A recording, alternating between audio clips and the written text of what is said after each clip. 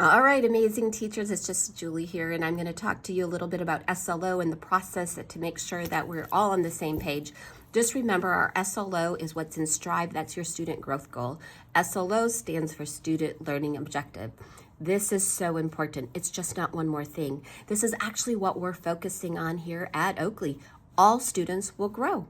And so this is just a piece to help you be successful in the classroom. And so when we look at your student SLO, it is really a skill statement, one fundamental skill, a very important skill that your students needed to know in your classroom that will continue and help them in the following grade. So as a principal, coaches, we were trained and we did some brainstorming, and we have some very good SLOs that were written. So at Oakley, our teams are going to have the same SLO. Pre-K through second, you as a team will pick your SLO. We have them written. I have them in folders and linked in the Friday Focus.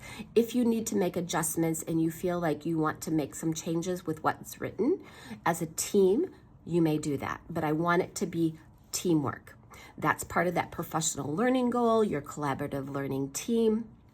It's really important that that SLO will, that work will be done during our CLT times. That's super important. It will also make us stronger and better.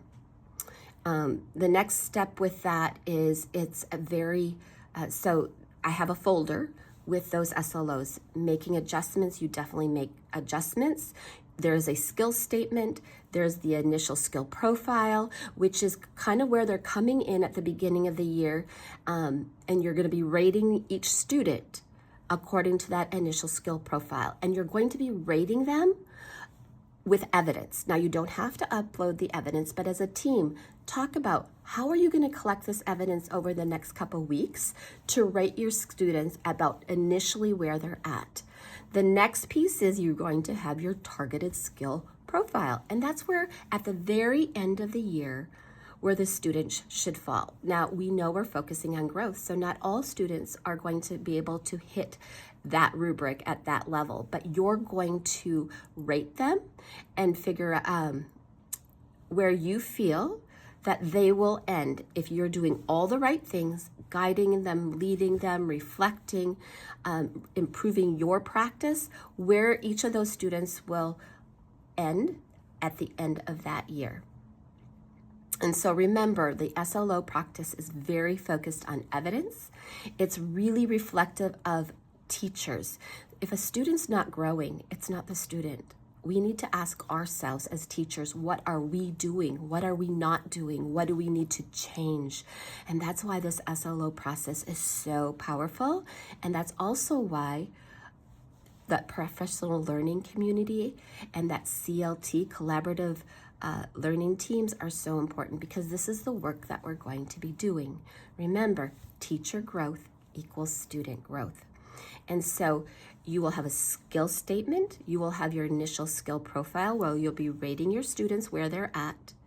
And then throughout the year, we'll be collecting evidence. We'll be talking about it during our CLT time so that we can have the evidence at the end of the year to rate our students according to their targeted skill profile.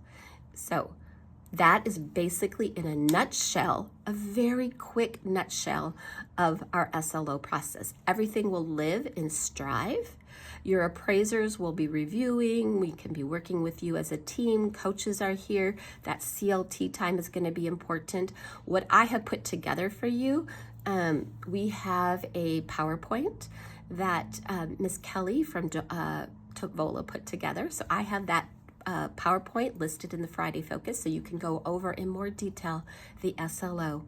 I have also created with the TEA resources a implementation checklist that we can use as we're going through this process. I modified it a little bit for this year. That is also linked in the Friday Focus.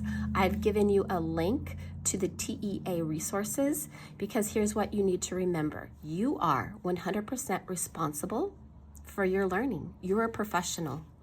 And so it is on you to do the research, to dig. I will be here to guide you, to collaborate with you. So will Connie and Janice and our coaches. But you have to be the responsible one. You are in the driving seat. We're here to support you and guide you, and we will be here every step of the way.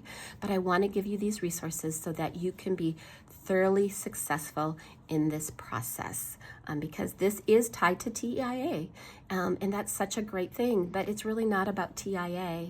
The Teacher Initiative Allotment is really about making sure our students are learning and growing. That's the most important thing. And so we're here to support you. I will have an open lab this September 9th from 7 o'clock to 7:40, right before our huddle. I will be there to answer questions, discuss anything that you might have questions about. Also, we'll be talking a little bit more about this with our team leads. And then the last thing I would encourage each of you to do as a team is to get with the coaches, and as a team, come up with a time if you want them to help you learn how to make sure you're inputting all of that information into Strive correctly. All right? So this is a quick video to give you a great snapshot of where we're headed. And remember, you are 100% responsible. You are the professional. I trust you. I love what I'm seeing and in the classrooms. And just remember, I believe in you.